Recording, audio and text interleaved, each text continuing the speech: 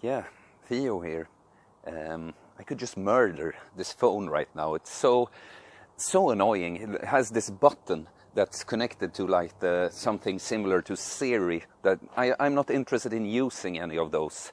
So I can put in stuff, with my fingers in my phone. But there's this button that I can't unlink to this freaking function that I don't even want. And the phone just presses this button, or you mean this stick? Yeah, very annoying. I've already done most part of this video, but it's ruined now. I can't use that. So yes, nice to see you all. How about this shirt, huh? How about an early thumbs up just for the shirt? I only own this shirt because when I went to Dallas, Texas 6 years ago, my bags disappeared, and so I bought this for $6 at Target. So very nice, still using it. Turns out I was right. I do need 1,000 subscribers to be able to do this live.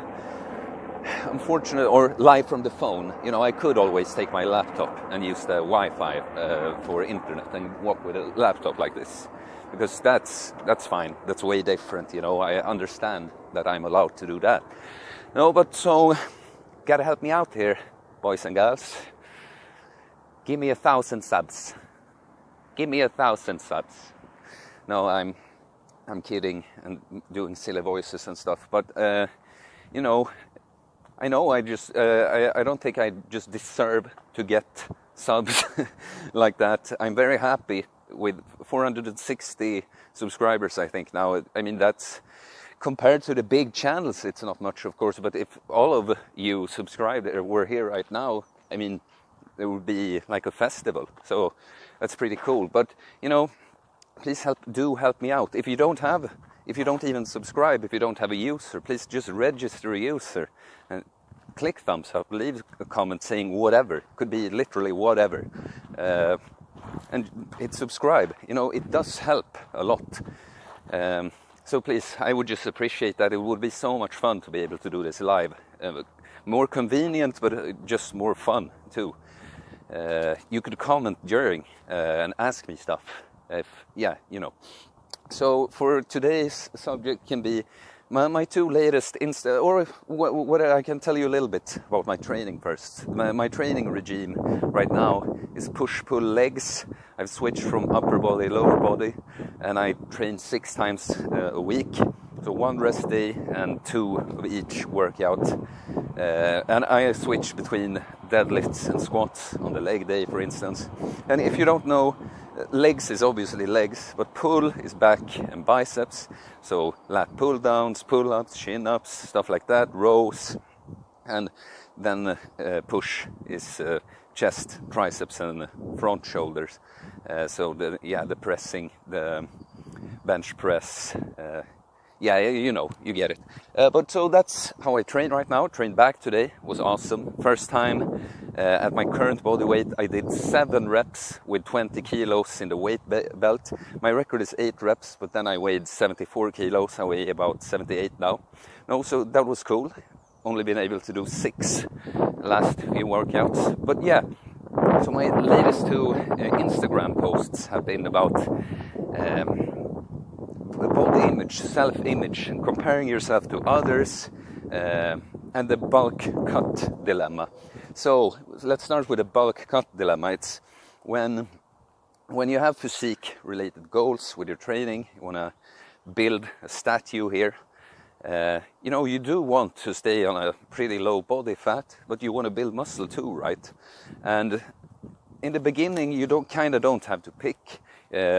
If you eat healthy food and just keep progressing in the gym, you can do both pretty like good quickly, both. But when you reach a certain point, too little food is gonna weaken you a lot and make you lose muscle quicker if you go on a calorie deficit, and you might stall, plateau, and not get any further if you don't eat on a surplus, but then you put on some fat too and don't.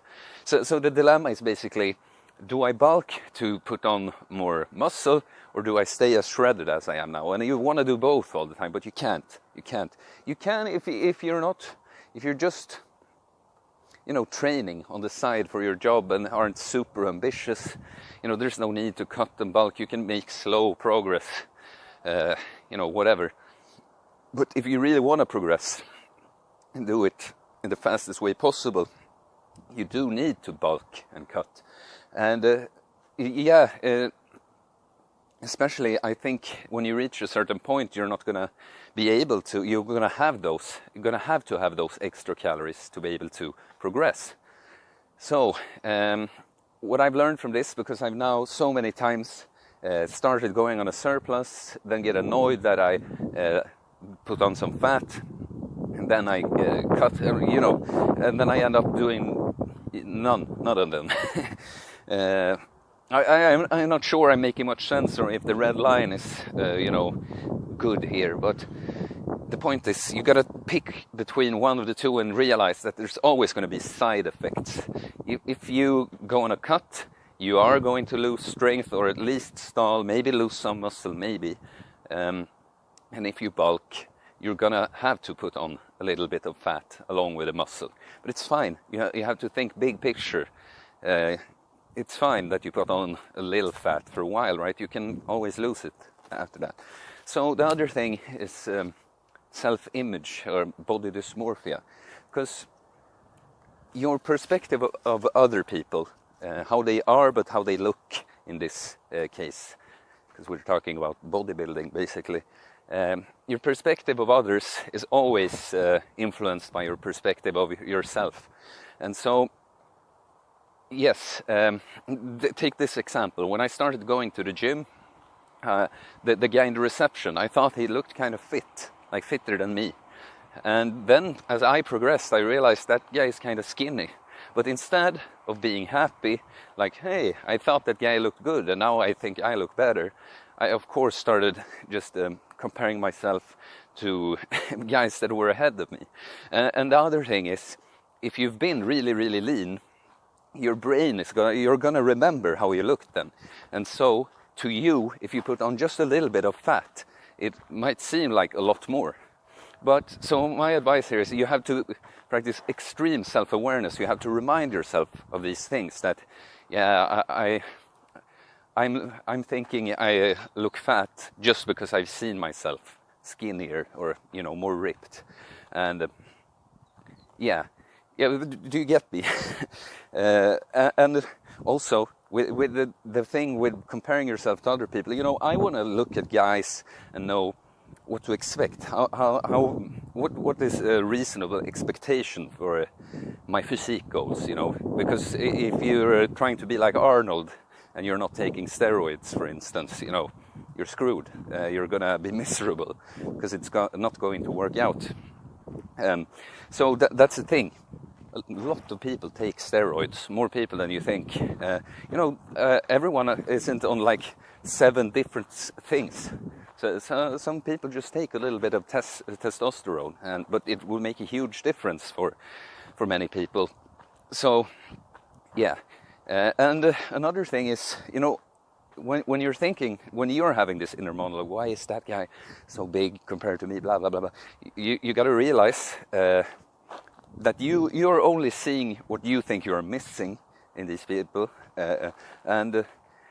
Yeah, but the other people are going to have the same thing about you. Yeah, it happened again. I'm sorry this video ended up being a little weird. I had such a good flow of thoughts, but the technology just killed me this time. This is why I need 1,000 subs. Give me 1,000 subs. But so I've removed the stick now, so it can't hit that button. I actually don't think, you know, if it was a live stream, that button wouldn't kill the stream at least. Maybe, you know, a little screen would pop up for me, but so give me 1,000 subs. No, but since it became kind of weird and unstructured and cut off a few times, I'm just going to read my post here in the end that I wrote about the body dysmorphia thing. So, When you have physique-related goals with your training, it's very important to practice extreme self-awareness, or you might end up with a skewed self-image. Your perspective of others is mostly based on your perspective of yourself. For example, when I started going to the gym, I thought the guy in the reception looked kind of fit, but as I progressed, I started thinking he was skinny. But instead of being happy about looking better than someone I thought looked good, I kept only comparing myself to guys I thought were ahead of me. Another thing is that if you've been really lean and add just a little bit of fat, you're likely to think that you're fatter than you actually are, because you are only comparing yourself to the best you think you've ever been. To get an honest judgment of yourself, you have to be able to step outside your ego and realize that it's ridiculous to think you're fat because your abs look a little less cut than they did at some point. I have for the most part gotten over this, but I still find myself comparing myself only to guys that are bigger than me sometimes. Some helpful thoughts to get over it. 1, that person might have been training much longer than you. 2, that person might be genetically gifted in the area you're jealous of. And if you're not, gifted in that area, there's nothing you can do about that. 3, that person might be using performance-enhancing drugs. Much more common than many think, but people aren't open about it for good reasons. 4, that person might think the very same thing about you, and someone else for sure does. So that's the thing. Remember, you're your own hardest critic. What you think about yourself is absolutely not the same as everyone else does, especially if you're someone that's training super hard and you're not trying to be just a little bit above average. You want to be the best, That's what happens.